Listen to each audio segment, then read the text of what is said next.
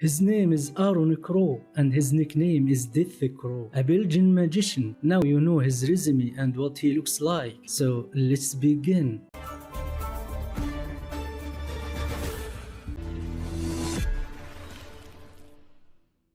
Trick number 1. Slashing a pineapple with blindfolded eyes.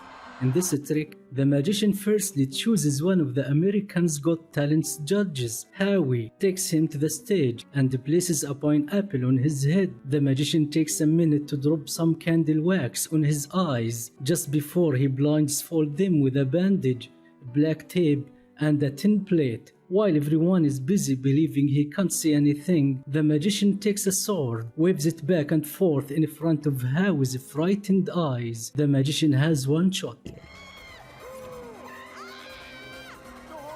And thankfully, he succeeds in slashing the pineapple in half as accurate as a real ninja without hurting Howie's head. So, how did he manage to do that blindly? The secret of this trick lies in the all stuff the magician put on his eyes. The harsh truth here is that he could see everything in front of him despite looking totally blindfolded. Let's break that down. Firstly, the candle wax he dropped on his eyes is harmless, and that because the magician dropped it from a far distance from his face. When you drop a candle wax from a high position, the drops reaches the skin mild and not so hot, in contrary to dropping them from a close distance. The magician knew that fact, so he lifted his hand to the highest possible position he could reach. Secondly, the bandage he put on his eyes was in fact a medical gauze roll, a white fabric full of tiny holes that anybody could see through. Thirdly, the black tape he used was not an actual solid sticky tape. It was a car glass tinting piece that you could see through very easily. And lastly, the tin plate covering the magician's head was tampered with by making many tiny holes unnoticeable for the naked eye, and then got crimped several times to hide any traces. I'm going to run a test to prove my point. I wrote down these letters that will form a familiar name when arranged. Let's see if I can do it blindly. Firstly, I will put this medical gauze roll, then put this car glass tinting piece, and finally cover my head with this tin plate that I previously made holes in. Now, despite all these obstacles, I managed to form the name I wanted from these random letters, and it's my channel's name, Horizonology, and this way the magician could see the pineapple before slashing it ninja style.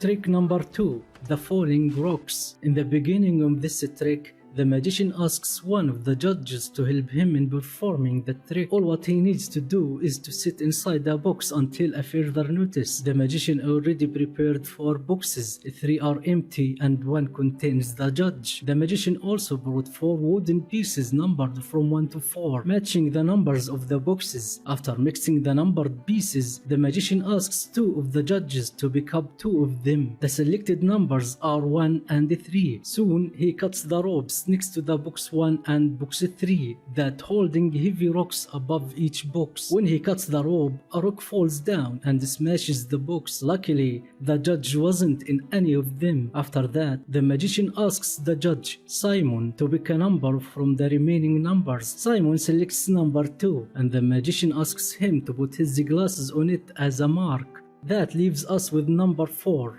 which the magician holds in his hand. So he cuts the rope that matches number 4, and so the rock falls down and smashes the box with number 4. Now the last number available is the one that Simon picked and marked, which is number 2, and yes, it is the number that matches the box in which the judge hides. So how did he perform this trick? Let's say that the magician would never risk the life of the judge. He had a previous knowledge that the judge was inside box number 2, so he marked that wooden piece with number 2 in a way that only him could recognize. The real question here is, how did he force the judges to select the other 3 numbers and neutralize number 2? The secret of this trick lies in a tactical approach called the illusion of choice. The magician made the judges believe that that they were picking the numbers they choose, but in fact they didn't pick anything of their choice. To prove that, the magician set a rule for the game, which is any number picked by a judge, the matching rope will be cut and the rock will fall down and smash the matching box. But suddenly we found that the rule was changed when Simon picked number 2 and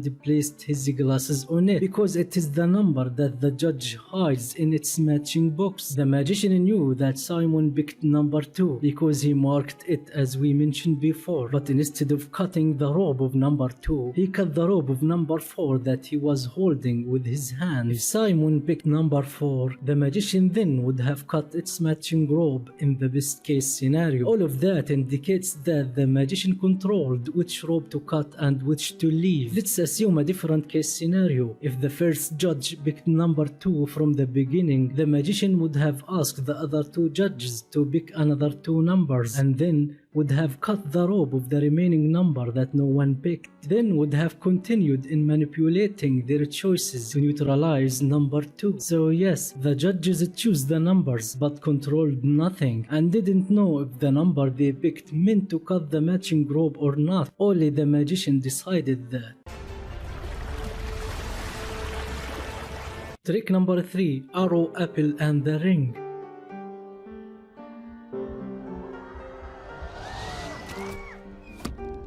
This trick is the masterpiece of Aaron's work. At first, the magician asks 2 of the judges to participate in the trick, then brings an apple and makes a hole in its center. After that, he asks one of the judges to hand over her ring. He takes it and shows it to the audience, then puts it inside the apple hole and closes that hole by a segment of the apple. Then he infixes the apple into a nail, fixed to a mysterious black piece, stabilized on the judge's head. The magician then moves to this place to keep the distance and starts rotating around himself while carrying a bow and arrow, preparing for the action to begin in so cinematic scenery that left everyone waiting for the climax. The magician sets the arrow free towards the target so accurately that it penetrates the apple and cuts it in half to finally settle in the target board. The trick continues and the magician moves to take the arrow out. To everyone's surprise, the ring that previously installed in the apple is inside the arrow. So how did all that happen? And did the magician have that unbelievable accuracy in aiming and hitting the target? First of all, we must agree that under no circumstances would the magician jeopardize the judge's life. In fact, there was a pre-arranged understanding between the judges and the magician to perform the trick that way for more excitement and thrills. Now let's find out the secret. Firstly, the magician didn't shoot the arrow simply because there wasn't any in the bow in the first place. All what you saw was an illusion masterfully designed to trick your eyes. Notice here in slow motion, when the magician shot the arrow, it didn't appear flying in air. The secret of that lies in the custom design of the bow that includes a fake arrow. The arrow is not real. It is a string that matches the color and the length of the arrow the magician took from the target board. That string was tied up to a small mechanical tool placed inside the bow in this exact area. This tool is operated by the same mechanism of the tape measuring tool used by carpenters, so it allowed the string to roll up inside the bow very quickly, appearing like it was shot. Secondly, the arrow that the magician took in this scene wasn't actually loaded to the bow. The magician hid it in his baggy dress while he was turning around. In fact, in every show the magician presents this trick to the audience, he always turns around while loading the arrow to the bow, and that's simply because he is hiding it in his dress and rolling out the gimmick string to appear like a loaded arrow. When the right moment comes to shoot the arrow, the magician lets loose the string so it disappears inside the mechanical tool in the bow, appearing like a real arrow was shot. Now you must be wondering if the magician didn't shoot any arrows, so from where did the arrow on the target board come from? And how on earth did the apple split in half? First of all, the arrow you see here was already planted in the target board. It was put in this place and covered by this piece of black fabric. When the right time came, the arrow moved out this way. If you take a closer look at this scene, you will see that the arrow came from the lower point, and if you still remember, when the arrow hits the target, it vibrates around the center in circles, but here it vibrates from bottom to top, indicating that it was released, not shot. And for the apple that was split in half, the secret lies in the black piece that embraced the the apple. Inside this piece, there is a device incubating a sharp blade that cuts the apple very swiftly when it triggered. Notice here how the magician fixed the apple to the nail in order to make it steady when the blade cuts it in half.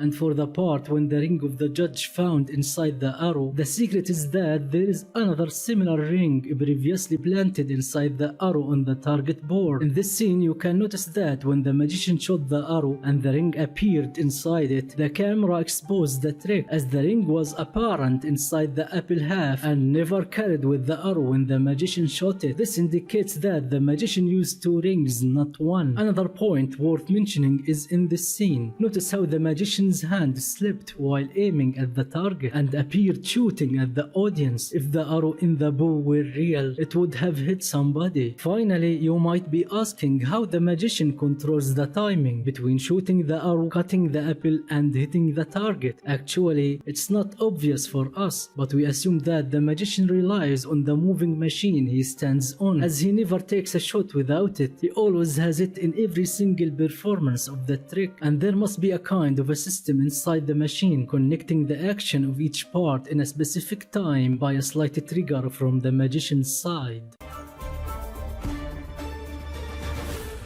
At the end of this video, press like if you enjoyed it or dislike if you didn't. Either way, wait for my next video.